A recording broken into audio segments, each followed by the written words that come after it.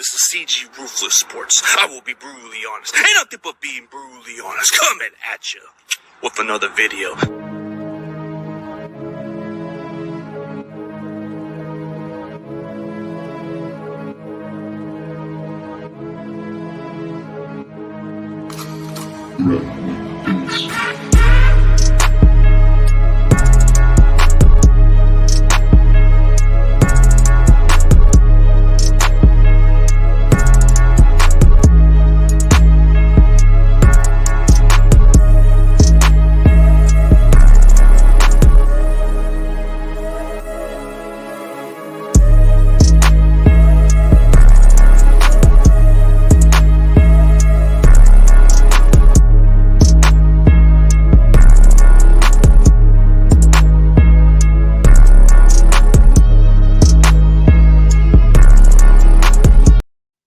Ladies and gentlemen, please welcome the Kamper Report. What's up, man?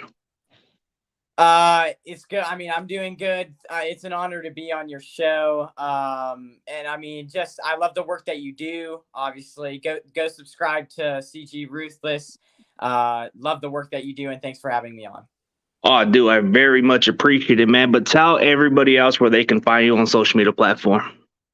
So yeah, on Twitter, I'm basically just on Twitter. On Twitter, it's at Kamper Report. Or you can just look up Benjamin Kamperman and it should come up. And then YouTube, the Kamper Report. It should be on the banner right there. So that's where you guys can find me. We have guests on once a week. So it should Rob Shue. You guys probably have heard of him. So yeah, we just have a lot of fun over there, and can't wait to get this show started. Oh, dude, looking forward to this, man. Definitely one of those up-and-coming content creators, man. Huge shout-out to the rest of the entire 49ers community, which my boy Roberto, my #1 fan. And then we got Crazy Juice, one of the most loyal, consistent guys, and one of your favorites that they call Carcass. He's a very great kid. Very great kid. I mean, I was on his show like months ago. Maybe down the road, I'll definitely get him on. But yeah, man, it is so exciting to have somebody like you on my show. But, you know, let's get onto that 49ers topic, man. Yes. Like, you were kind of like having some interesting discussions with the defensive line battle. That is one of the most intriguing spots because it's very stacked. It's very interesting. Like, besides Bosa, you have a lot of good defensive line going into training camp. Yeah, I mean, you're talking about a Menahue. Like the thing with this year, and it's crazy because I don't think I've ever seen somebody like or a scenario like this on any team. Like, this is the most stacked roster. You have guys 14, 15 people deep. You have guys like Kevin Givens, who are going to be on the bubble, or you have defensive ends like Kamiko Ture, who are also going to be on the bubble. I think they should make the team, but you have Kerry Hyder, Charles Omenihu, Kamiko Ture, what's the other guy? Samson Ebicom. So you have all these people, and it's like you have guys that are so deep. You have so many, especially defensive ends that all are like, if they get cut, they're not making it to the practice squad because they're just that good. So, I mean, some battles that I would like to see in the defensive line is, for one, I want to see Charles Omenihu versus Kamiko Ture and Kerry Hyder. I think one of those guys isn't making the team. Personally, I think it's going to be Kerry Hyder because I think Kamiko Ture is kind of that. Well, here, how about this? I think Kamiko Ture, maybe he doesn't make the roster because the guy that we drafted in the second round, like they're kind of similar. They're both really like speed rushers. Kamiko Ture is like a kind of like a D Ford, and same with the what's the guy we drafted in the second round? Oh, Drake Jackson. So both of those guys are kind of like, I kind of see them as 49ers. I kind of see them as kind of as the same roles, like as speed rushers coming off the edge. So one of those out of those three guys is not going to make the roster, and it's either going to be Kamiko Ture or Kerry Hyder.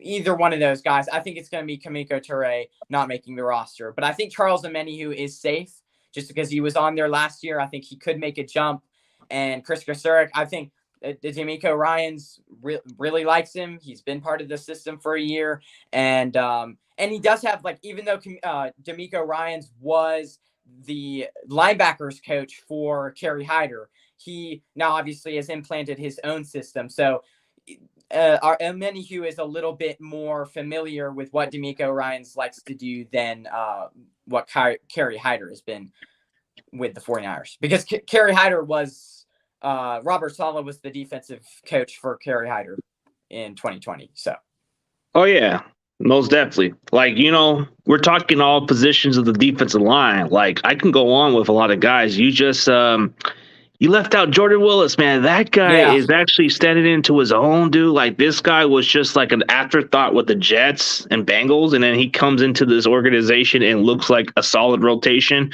That's a guy that may make a case to make the roster. But like you said, Kamiko Toure, I think he might stand out. Samson Ebukam, I think he has to step up this offseason, because if he doesn't, I feel like his guaranteed contract can be avoided after this. No. Yeah. Because I looked at his contract, like, it would be not that big of a deal if we cut him. But yeah.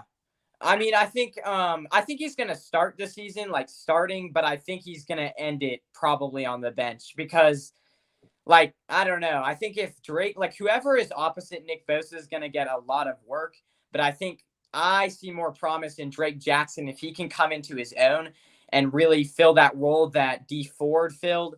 Then I think Drake Jackson could be having like an 8 to 10 sack season, which I don't know if Samson Ebukam already last year was behind Nick Bosa, and he was good, but not great. So I think he will get overpassed, because the amount of talent that we have, I think both Drake Jackson and Charles Omenihu who have the ability to become really, like, top tier pass rushers in this 49ers defensive line. I feel like we've already gotten a finished product with somebody like Samson Ebukam. So that's why I think he's going to get past midseason and get on the bench. So yeah, this defensive line is very talented. Like, even if we cut one, they're going to make a roster elsewhere. So that's going to be a really tough one. And then, I feel like Torre is like another guy that's got something to prove. Like, I remember last year, people were sleeping on Arden Key because he was cut by the Raiders, and everybody's like saying, "Oh, he ain't gonna make the roster because of what he was." But he kind of made some noise, and ever since then, he got an opportunity to play more, and then he got better as the season went on. So maybe Torre can be this year's Arden Key.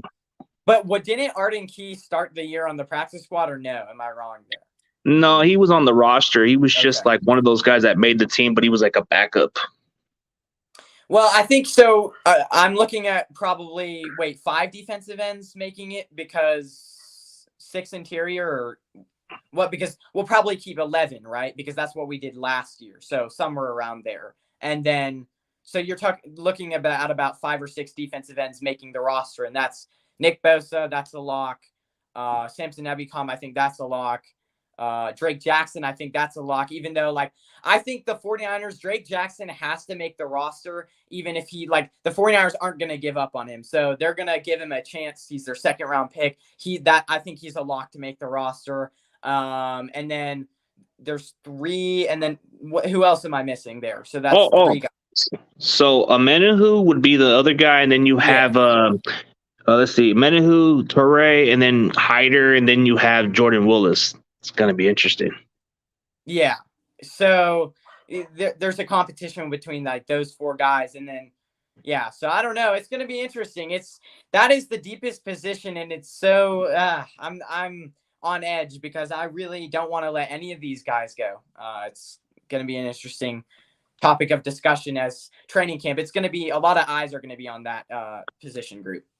Yeah, like I got a good feeling that Torre is going to do something, and he might make his case. But like you said, go ahead. Like he can make a case for this roster spot, because he was coming off injury, and he did produce when he got his opportunity with the Colts. Yeah, and he had 5 sacks, so I'm not saying he won't. It's just I don't know. He's new to the system. I guess Hyder and Omenihu definitely have a lot more familiarity to this system than he does. But like, a lot of people are saying he's not going to make the roster. Like A lot of like analysts like John Chapman, everyone says that he's not going to make the roster. But my thing is like, he might not, but like he had a lot of work. I think he had 5 or 6 sacks for the Colts a few years ago. So it could be that he does. He definitely has a strong case for sure. Yeah. But then when you look at a guy that goes from maybe being the hero of the playoff against the Packers to maybe being a long shot, we're talking Jordan Willis, man. This guy comes in as an afterthought with the Bengals and then goes with the Jets as an afterthought. And then when he comes here, he looks solid, comes off the rotation. Man, it's like maybe there's something with this guy that wants to make the roster so bad. He's probably hungry to make this team. Yeah, there's going to be a lot of guys hungry. And he's definitely been like, he's been on this roster for a while. And the 49ers, if there's anything, like I said before, if there's anything that they like better, like it's familiarity. They love bringing guys who they know. So he might have a leg up on somebody like Kamiko Toure. Who knows? He's got that speed and, here's our favorite guy. Oh, hey, Miss Butterfly. And how's it going? Tommy Huxley, my favorite guy, the biggest celebrity in Gilroy. Yeah. Yeah, but defensive line is going to be intriguing. That's part where I'm going to look forward to. But here's one position that nobody has even talked about for the 49ers. Like, even after the draft, we've addressed this consecutive weeks, and it's caught my attention. So what's your thoughts of this tight end position group so far? Well, so we've got George Kittle. I'm guessing Ross Dwelly makes this team. I don't know, though. And then you've got Kyler Croft or Tyler. Is it Tyler Croft? Tyler Croft. Okay, my bad. And then you've got Jordan Matthews. You've got we still have what's the guy that we drafted a few years ago in like the 5th round. Charlie Warner. Charlie Warner. You've got him, and then who else? I think. Wait, so that's 4. Troy Fumagalli, we just signed from when he was signed from the Patriots. Okay. And what can you give me a little bit of an info on him? I'm not really sure. Troy Fumagalli was a solid tight end who was drafted out of Wisconsin like a few seasons ago. He was drafted by Denver. He was the guy that had maybe lost the tip of his finger, and he was a guy but he caught the ball consistently, but he wasn't as bad. He was with the Patriots last season, then he became a free agent, and then we just signed him like after the draft, or probably like a few weeks after the draft or something like that. Yeah, I've always been a fan. Like for the 49ers, I've always been like a fan because George Kittle's a really good tight end, but I feel like he gets injured like quite a bit, and you really you need some depth. He plays through a lot of injuries, but sometimes he will get injured for games at a time. So for me, it's you need to build as much depth as you can around George Kittle. And maybe they have this year. Again, they have kind of a committee after George Kittle. They have he's the full package. And then after him, they have a committee of guys that can all do, like Charlie Warner's the blocking guy. Ross Dwelly's the receiving guy. I don't really see much of a change in this roster. I think last year we kept 4 tight ends, right? Mm-hmm. Yeah, so I think it's going to be George Kittle, Ross Dwelly, Croft, and then Charlie Warner. Yeah, those 4. Okay. I don't know. I haven't really heard much about that Patriots guy. I should go look up more about him. Okay. I respectfully respect your opinion on those tight end groups. I mean, I think this is going to be pretty hard for all these guys. But like you said, there's a familiarity with those players, and it could be a factor. But who can stand out? I've heard a lot about Tyler. I heard a lot about Tyler Croft when he was with the Bengals, and he did pretty solid with the Jets. So he might have a good chance to make this team because he can produce. Troy Fumagalli is just a perfect example of a football player. Like he'll block, and he hasn't got much of an opportunity to catch the ball. I've seen some of his college tapes at Wisconsin. This guy can catch the ball like effortless. And okay. If you check out some of his college highlights, this dude made some ridiculous catches, even though he only lost like a tip of his finger right here, but he can still catch it. So it's always been a challenge for him, but this guy, he's kind of overcome the odds, and I think he's one of those guys that you might not want to sleep on. Maybe Charlie Warner's in danger. Where do you think we could stash him on the practice squad? Because I feel like I don't know if Charlie Warner would make the practice squad. I'm really not sure about that. But he could be like a few years back or for years in a row, we had Jeff Wilson like keep making the roster and well the practice squad, and he was a really good running back. So Charlie Warner could be that tight end that like everyone sleeps on. He's a decent blocking tight end. So I don't know. Do you think we could stash the Troy guy on the practice squad? I think it depends. Like, if he stands out in the preseason, I don't think no other team's going to have that guy on the practice squad for too long. Like, it depends on how he stands out. He could be one of those. I mean, if he does stay on our practice squad, then we're lucky because everybody was sleeping on Wilson for consecutive years, and we kept this guy on the roster. It's a surprising how many times we've even cut certain players and they still come back. Like, come on, Jeff Wilson, you let this guy come back to us? That's a blessing. True. Yeah. Yeah, there were so many years with Jeff Wilson that I was like, there's no way he's making it here. They get cut. He gets picked up. Like, I don't know how this guy made it for 2 or 3 consecutive years to the practice squad. And he was like a decent running back. And I'm like, I do not know. It's a mystery to me. So, but yeah, I mean, again, the 49ers, I think the good thing that they've done this year with a lot of positions, they've brought in a ton of guys who can all compete and that will push each other. And also, I think they've also prioritized with at least some positions, defensive line depth. So if somebody goes down, that was the big thing that plagued us in 2020. If somebody goes down, then you can just plug and play and fill it. And I think they've done a lot better of a job this year at kind of doing that than they have done in the previous years. So. Yeah, tight end's kind of been like one of those positions that everybody was questioning about last year, but I feel like it's a lot better than the previous years. So, yeah. Ooh, yeah. Speaking of other positions that kind of gets my attention, because it's a very exciting position. I haven't really talked much about it, but I feel like the receivers need to get some of that recognition now. So, like, when I look at a wide receiver, the one player that everybody's been sleeping on since last year was Juan Jennings, and I feel like this guy has a case to break out this year because, like, you look at the rest of the receivers, I feel like we have a very stacked receiving groups. Last year wasn't all that. This year, I feel like it's going to be special.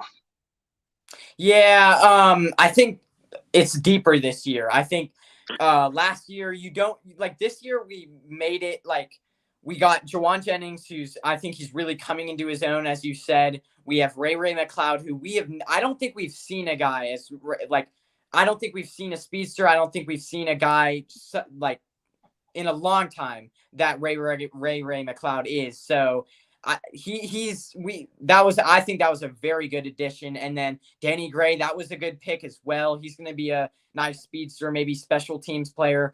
And then Tay Martin, as you said, out of the senior, I think we keep 5 receivers. I think it's going to be Brandon Ayuk, Debo Samuel, Juwan Jennings, Danny Gray, Ray McLeod. And I think Tay Martin, we're probably going to try to stash him on the practice squad. I'm not sure if he'll make it there, but the 49ers, they'll try to when we've seen it with other guys in the past, when they're doing really good in training camp, they'll try to talk them down. So so the word won't get out. And so then they can stash them on the practice squad. You see what I'm saying?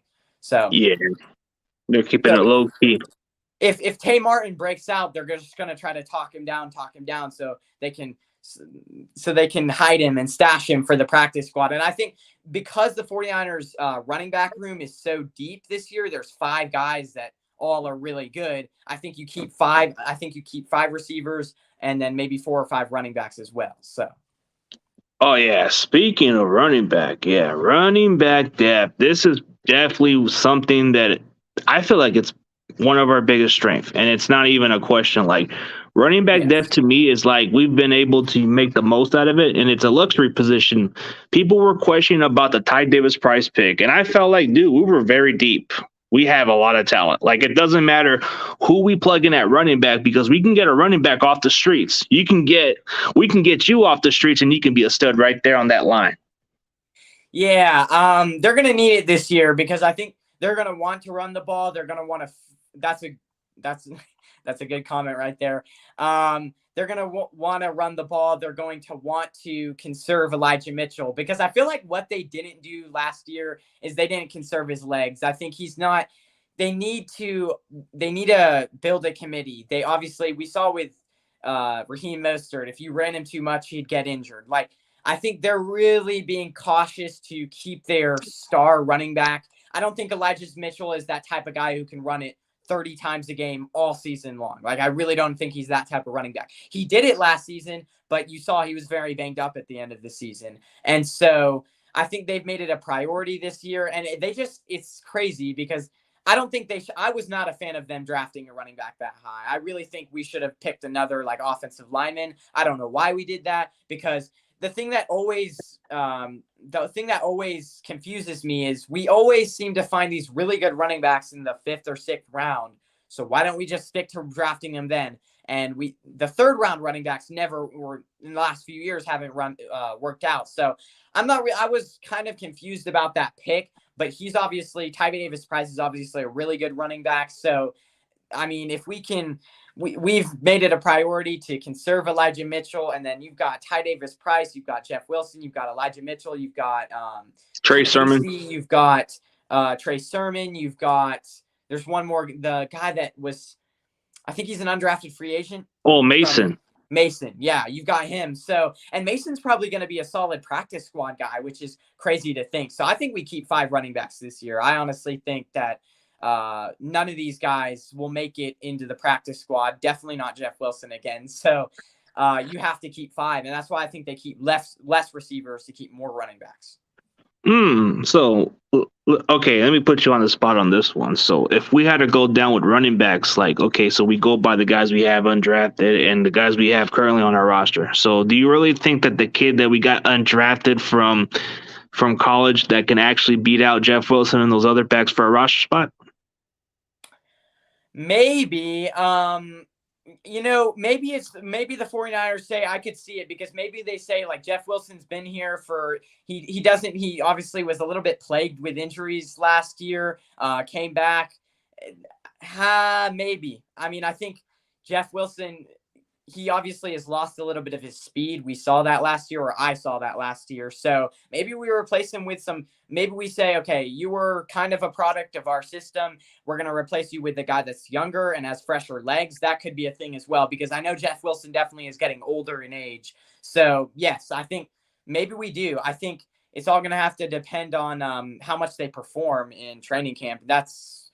I think Jeff Wilson versus Mason is going to be a big camp battle. But yes, I think he does beat him out now that I'm thinking. Oh, man, that's a bold statement right there. And I know this may sound kind of crazy, but I guess Tommy and the rest of us last year, we've been saying last year or the previous, I think we said last year before, and we said he ain't going to make the roster. And this guy has a great preseason game, and then he makes the team. Oh, my God. Like, I'm wondering if he's going to have another juice for the preseason, because this guy, it's like you write him off and then he plays good and then they keep him. I don't know, because there's just so many. I don't know. I think he is gone. I think, and that's not even counting, like, I'm counting all these guys, but that's not even counting Juszczyk yet. So, like, I mean, what you've got, I think Hasty's gone, because how many running backs can you keep? Like, there's 6 that I just named, not even counting Juszczyk. So, I think we mostly just keep 4 running backs, and then you just have like the fullback, which is 5. So I think you keep mostly about 5 RBs, and tight end would be about 4 receivers. It would be 5 to 6 receivers we keep on the roster. Yeah. Defensive line combined, like you said, it can be 11. And then you look at the offensive line, it's between 9 offensive linemen that would make the roster. And then it goes by what you look at in the position group. So it's like, yeah. Well, and what my question to you is, like, do you think we keep 12 defensive linemen this year? Like, what position? Because we usually keep 11 defensive linemen, 4 linebackers, 5 corners, and 3 safeties or something like that. Right? Or no? I think we keep about, okay, so if we're going by position wise, like, if we don't value a third quarterback, more than likely we might keep an extra position on our roster. Because if we don't keep a third quarterback, then I can see us maybe stashing it or keeping a guy like another defensive lineman. Like, let's say Turry stands out and it's hard for him to get on the roster, but if we don't keep that third quarterback, he's going to make the team, and he's probably too good to pass on. Yeah, that's a good point. I don't know. I mean, our third quarterback is what? I don't even. It's the guy we drafted in the last pick of the 7th round. Yeah, Brock Purdy. Purdy. I don't know. Maybe he's a practice squad guy, but it's gonna have to depend what he does in preseason. Or maybe we cut Nate Sudfeld. I mean, we could. Well, I don't think He's a $2 million guy. I don't think we're gonna cut a guy to be on our practice squad. He's got $2 million guaranteed, man. I don't know. They like this guy. Yeah, that's true. That's true. I mean, he's the highest paid practice squad or third string quarterback by far. You pay this guy $2 million to be your quarterback. Backup. Ooh, I like this comment here. Sermon and Mason. That's interesting. I think Sermon does make the team. I think he did not get given a chance last year. I think Sermon's an interesting guy because I always watched him at Ohio State. He was a really good running back at Ohio State. If he can get back to that, and I think last year, the reason why we didn't give him a chance is I don't think the system really fit for him. That was always biggest. Like, why did we draft a guy this high when the system didn't even fit? So I think Sermon this year is going to benefit more from Trey Lance being the starter, and I think he makes the team just because I think he fits the system better now. And then Mason, that's interesting. I mean, yeah, maybe the 49ers choose to go younger on the running back room instead of Jeff Wilson, who does have an injury history. So. Yeah, so okay, let's list like your 4 running backs who would be in the lineups if you had to keep. So let's say we do keep 4 running backs, and who would you put in your lineup? Mitchell, Ty Davis Price. Again, Ty Davis Price might not be a good receiving back, but I think you have to keep him. I think it's because he's a 3rd round pick. You have to keep him on your roster, even if he's good or bad. So he's a lock. I think Sermon will be more of our receiving back. Like, I think he's going to be there too. And then we want another receiving back because I think Mitchell and Ty Davis Price both are like, they're not receiving backs. They're not really guys that can receive out of the backfield, and they haven't really been that. So I'm saying Jeff Wilson. I think the familiarity there. I think he's been able to produce for us in the past, and he's a very good receiving back out of the backfield. I think Jeff Wilson is my 4th. Okay, and I'll give you my lineups, and this is my opinion. Mitchell probably just gonna get like some split carries, but I'm gonna see it between him and Trey Sermon. Sermon. That's good. That's gonna be a nice combination duel right there. And then Ty Davis Price would be the 3rd back, which, we draft them very high, but you know how our running backs are. They'll get injured at some point. So that's where Ty Davis Price comes into play late in the season. And if he stays durable, this can be a dangerous player. And then the 4th running back, I don't know. If he stands out, it might come as a shocker because we always tend to cut Jeff Wilson. So maybe that Jordan Mason can make the roster, and then he becomes that secret weapon when it comes to late in the season with the injuries at running back. We don't know how many running backs are going to stay healthy this year. So this could be the secret weapon. Well, I think just because Mason is kind of like an undrafted free agent, and like I said about the talking down, I think we're going to do this with a lot of players this year. I think just because Mason's not as known as Jeff Wilson, I think a lot of teams with injuries and like the Ravens would have jumped all over Wilson if he would have been cut last year. So, like, I don't know. Since Mason's not as well known, we could talk him down. He's an undrafted free agent. Like, we could do all sorts of things. Just because he's younger, I feel like he has a better chance of making the practice squad, and we could cut him and bring him up. Like, that's the only reason why I think Mason gets cut. Yeah, that's a good argument there. I mean, he's not a well-known commodity, but I'm hearing a lot of buzz about this kid. Like, I've checked out a lot. I mean, I checked out a lot of like standouts, and everybody was talking about how he caught the ball off the backfield, how he's a physical runner, and then his head coach at Georgia Tech compares this guy to a Marshawn Lynch. Like, what? Okay, we got this kid on as undrafted, and he's solid. Well, yeah, and I think he's gonna be a good running back one day. But Wilson, I mean, it's incredible. Well, I think maybe teams have started looking more at the 49ers running back core to see who we cut. But if it's the same as it was a few years ago, then I think we could cut Mason even if he does have buzz, because it seems like not a lot of people. I think we can pick him up. I don't know. That's just my opinion. We'll see how he does, because if he does really good in preseason, maybe the 49ers don't give him as many chances in preseason because then they're afraid of him standing out, and so other teams will see him. So if he does good in preseason, then it's game over. But yeah. Yeah, it's pretty much. Oh, here's a good question. I guess he wants to ask us, which D-line do you like to make the roster? Okay, I'll answer that question for you, and then you can answer him that question. The guy I want to make the roster, man, this may sound crazy, but I love me some Willis. I just like the kid so far. I'm a little fan of Willis. I mean, I feel like he's getting written off again, and I feel like he's got something to prove. This is a kid. I like Torrey too, but I think he might have a better chance to make the team than Willis. So I'm definitely rooting for Willis to make that team. I want Torrey because I don't know. I feel like if he would be a really good. How about this? If Kerry Hyder, actually, I would want Kerry Hyder because either one of those guys, I think, really, if let's say Bosa goes down again, you have to have like the speedy pass rusher off the edge, and that could be anybody. That could be the USC guy that we got in the second round, Drake Jackson. But I think Torrey or Kerry Hyder. I don't know if. Wait, can you keep Kerry Hyder and Torrey or no? Could you keep both or no? I think you could, if it depends on which guys you cut, because we might keep an extra position because I don't know if we keep 3 quarterbacks. We didn't keep 3 quarterbacks last year.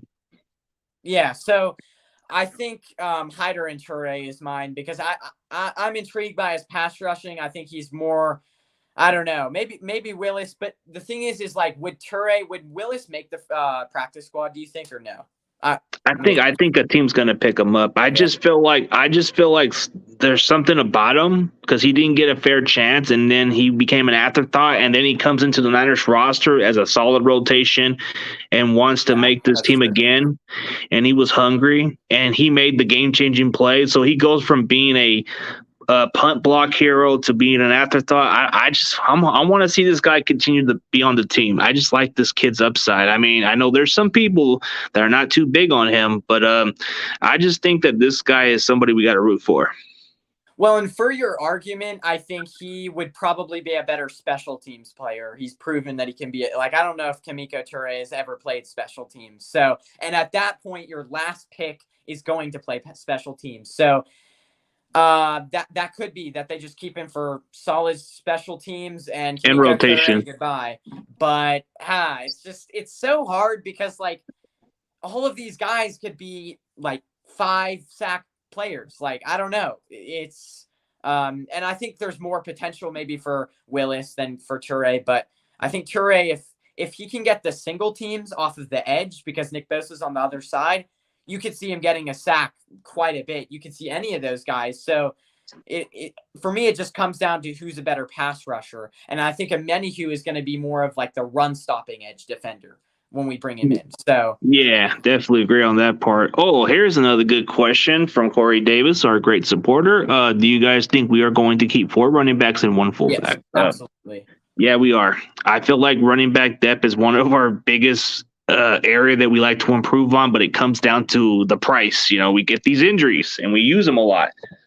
And the thing is like the 49ers, they're never going to make that mistake again. Like they're never going to make the 2020 mistake. I remember we had like, who was it? We had Jerick McKinnon, and then we all had like one and Jermichael Hasty as our running backs in 2020 at one point. It was terrible. So we're never making that mistake again. And yes, absolutely. Oh, yeah, absolutely. Because of our running back, we were going through so many running backs off the streets, too. And that's something we need to avoid. And I feel like that's why we've been drafting running backs, so we don't have to have that issue. And it's kind of been the biggest issue going forward. But yeah, man, speaking of what's been on our mind, you know, as Niners faithful, we're concerned about this situation. Like you've kind of been more wondering about Debo Samuel and the Nick Bosa contract. I know that's been a topic that everybody wants to talk about. I feel like Debo Samuel, I don't know what's the holdup on him. I felt like maybe there will be a deal done. Maybe I'm wrong, but it's always been done during training camp. I mean, before training camp or something. Yeah, I mean, I think with Debo Samuel, his stock has actually gone down. I think the 49ers were right. Like at first, when he requested the trade, I was like, are they right to wait this out? But in a way, I think they are, because I think a lot of the league doesn't value him. And we've seen it with like the whole polls and like he's ranked 9th or whatever. I think the league actually doesn't value him as high as us fans do. So I think his stock has slightly went down. He wanted top 3 wide receiver money. I think it's now gone down quite a bit. So I think the 49ers have gained leverage in this situation. And I think at this point, I think Debo Samuel, we're going to see a deal done during training camp or before, like it could be within the next few days. But again, like with the Nick Bosa contract negotiations here, contract negotiations could last a whole year. Like I believe it was like that with Ezekiel Elliott with the Cowboys. Or Dak Prescott, especially. It's like the Cowboys kept franchise tagging these guys, and contract negotiations went on for years and years. So I think Nick Bosa, I'm not really sure if we get it done this year, because contract negotiations could mean anything. It could be a year from now. So, but I think Debo Samuel, that's more of the one that we get done quicker. But I think he has lost leverage to where like, I don't think he's getting paid 25, 26 million anymore. I think it's more like 21, 22. So, yeah, I think that's good on our side, hopefully. But here's an interesting question. This may sound interesting. Which running back will have the most yards in 2022? You know, this may sound a bit biased and a little homerish, but I want to go on Trey Sermon. I feel like, Elijah Mitchell will get some of the carries, no doubt, but I feel like the more punishing back, like, I feel like Trey Sermon's pissed off that they drafted another running back. I feel like he worked out so hard this offseason that he's willing to put in the work, and I feel like this is the year that he's going to break out. And it's one of those guys that I'm very high on because before he went to Ohio State, I liked the kid from Oklahoma. The guy was a baller. He was a good running back off the backfield. Yeah. I feel he fits exactly what we need, but I think drafting Ty Davis Price was a bonus. So I feel like that could be our leading rusher right there. I think, Trey Sermon, I watch a lot of Big Ten football, and he, in the Big Ten championship 2 years ago, broke the record. He broke Ezekiel Elliott's record for the most, I think it was yards. I think it was it was almost 400 yards. It was absolutely incredible versus Northwestern a few years ago. Go check that game out because that was fun to watch. Even though I'm a Michigan fan, so I hated Trey Sermon in college. But, he had like two. I think he had almost like 300 yards rushing that day. No, yeah, it was like 350 yards that he had. It was crazy, and he had like a few touchdowns too. So, I think he is a punishing back. I don't know. I think the 49ers with them so far, I think beginning of the season is going to be for sure Mitchell. But the only thing is like if it's Kyle Shanahan, it's up to him to keep Mitchell healthy so he takes the load off. I think it's still Mitchell, but who knows? I mean, Mitchell could have injury issues. Maybe he won't play through as many injuries as he did last year because he knows there's more depth this year. So Trey Sermon's an interesting one. I'm still going to say Mitchell or Ty Davis Price, but yeah. I just say Mitchell because he's more pissed, he's more motivated, and I think he's getting a year under that system, so he's going to get better. And he's a punishing back, he's a good receiving back. Like if it comes down to like injuries, I'm hoping that Ty Davis Price could be the savior and be the guy that keeps this running game flowing. Like everybody's like saying, but I feel like I know a lot of people are going to say we could redshirt him this year for sure. My thing is, okay, so my question to you is, who is the biggest, who has the most all-purpose yards? So receiving everything. In that case, I would say Trey Sermon. Because he's seems reasonable because he does catch the ball at the backfield. Yeah. They could use him in a lot of different ways. But I feel like when they drafted Ty Davis Price, I feel like they drafted it just to make Debo happy because Debo said it pretty clear. He doesn't want to be a running back. And I think that's why we did that because last season we had injuries. We were going through some injuries with Raheem Mostert, and Jeff Wilson wasn't able to return till like November, and he wasn't quite the same. We had high hopes on Trey Sermon, couldn't stay healthy either, and then he just was lost on the shuffle, and then we just went with Debo for some plays. Yeah, and that's why, like, I think that's another thing I think we're going to use Ray McLeod for, or Danny Gray. Or even Tay Martin, if he makes the roster, or if we bring him up from the practice squad each week, I think we're going to split that between receivers like the Debo Samuel role. and more use Debo Samuel as a receiver or a pure receiver. And that's another thing in contract negotiations. I think his stock is going to go down because he's going to play less running back this year. So, and he's going to do less of everything. And we're going to make the excuse of, we have a better quarterback who can sling it farther, and we don't need you as much in that run game because I think a lot of Debo Samuel's work was at the line of scrimmage from screens. I don't know if we do, maybe we use him a lot at the beginning of the season to get Trey Lance into the system more and really warmed up. But as the season goes on, I don't think we use Debo Samuel in that role as much. So I think that's another thing that could lower his contract as well. I'm hoping it is, because I feel like he does deserve his contract, but I feel like, dude, you only had one great year. Yeah, exactly. Your rookie season was solid. Your second year, okay, you couldn't stay healthy, so that's my only question mark. But if he can do it consistently, then of course you're in your top dollars. But man, they're hyping this guy like he's a top 5. I'd definitely say he did make his case last year to be in the top 5, but I feel like at the least he would be number 7. Yeah, and that's why, I don't know if you can, for guys like A.J. Brown, I know we want to say he's better, or no, he is better than Debo Samuel. I'm not really sure about that, but A.J. Brown has done it for a few, he's done it for a while, and he's been good with the Titans, even though he was drafted in the same year as Debo Samuel. I think he did it with the Titans for a few consecutive years and had really good, strong showings. And Terry McLaurin, Terry McLaurin was, if you look at his stats, here's the interesting thing. Terry McLaurin had 1,000, I think back-to-back, almost 1,000-yard receiving seasons, and Terry McLaurin has had inconsistent quarterbacks. So, he got a lot of money, but can you really make the argument that Debo Samuel's better than McLaurin when McLaurin has put up great numbers with terrible quarterbacks, is all I'm saying. But he's been consistent. He's been consistent with terrible quarterback plays and all that stuff, and he's been productive. Debo's only had maybe one solid year as a rookie, and then he had a great year last year. So I'm not disputing him on that. But hey, here's a good question from the Torres GIV. Should Debo be a captain on the team? Ah, man. Gavin, I don't know, man. I really do think your boy Juice would probably want to be the captain, man. So, but who were the captains last year? It was Armstead, McGlinchey, and Trent Williams. Trent Williams. I don't think it's McGlinchey again this year. I think it's Trent Williams. I think it's Armstead. They probably keep Nick Bosa, don't you think? Yeah, Nick Bosa would probably be the captain. But if we're coming with another player, I could see Juice being the captain. And I'm not just saying to suck up on his little boy, but I think Juice Check would definitely be the captain. Veteran presence for sure. Yeah. That could be something. Or I think Debo, Juice, or I think the main one's going to be Nick Bosa or Jimmy Ward. That's another guy there. So a veteran that's been around a while. I don't know about Debo. Maybe Juice Check, because he does add some good leadership. So then you got I'm Debo. say no on Debo. Yeah, no on Debo. No Captain Debo. Sorry. I feel like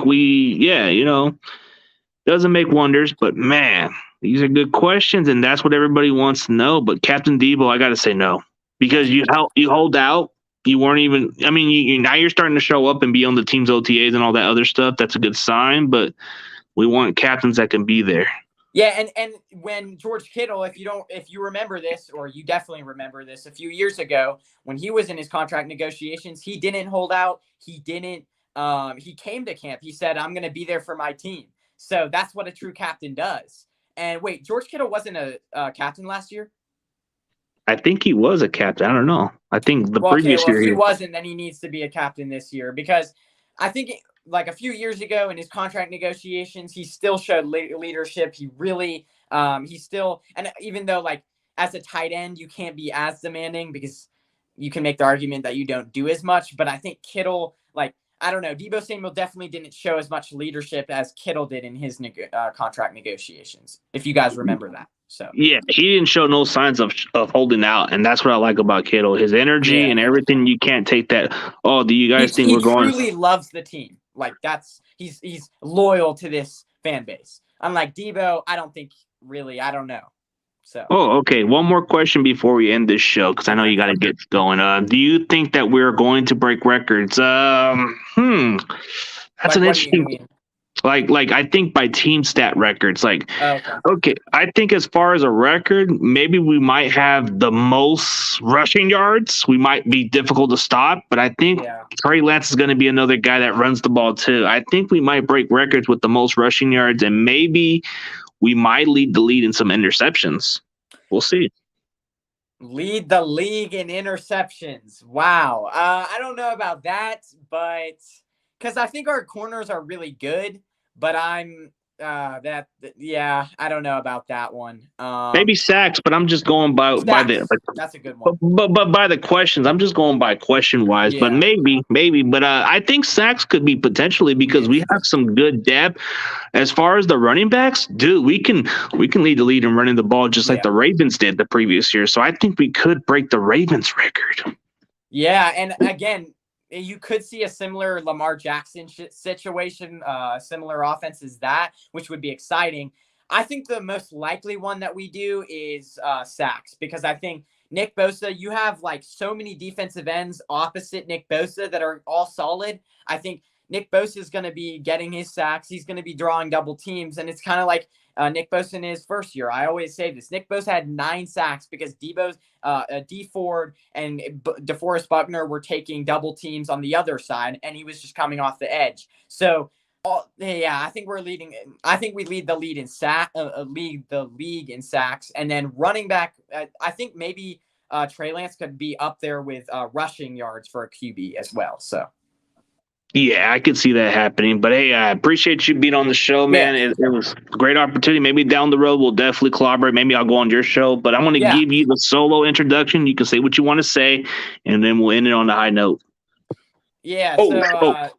Thank you guys for obviously watching. This was a lot of fun. I want to say thank you to CG Ruthless Sports for giving me this opportunity again. You can find me on the Kamper Report on YouTube, and then Kamper One Report on Twitter. So go check me out there. And this was a lot of fun. Thank you all. It was fun. Wait, I can't find the. Oh yeah, all right, never mind. Oh, okay. Yeah, I was about to turn that thing off, but hey, it looked kind of funny. But appreciate it, man. Yeah, split face. I know. It's my bad. You're good. All right, man. See you down the road, bro. Yeah. I'll check out more of your content, man. I've been catching them with everybody, but I'll check what you got going on, man. You're good. You're good. Totally do the same for you, and definitely looking forward to what you come out in the what you put out in the future. So. Yeah, for sure. But if you haven't checked out my interesting interview, I did interview the 4th round draft pick Spencer Burford. Okay, interesting. I'll definitely go check that out. Oh yeah, and Josh Hockett, I got him before Wayne Breezy did. That's crazy. Yeah, I wanna have Wayne Breezy on. That should be fun as well. So I'll have you on as well. Maybe I'll hit you up within the next few weeks. Oh yeah, you'll like Wayne Breezy. He's pretty fun. Or yeah, I'll text you in the next few weeks to see if you want to do one too. Maybe I'll do a roundtable type thing. So. All right, appreciate it, man. Have a good one, bro. Yep. See ya.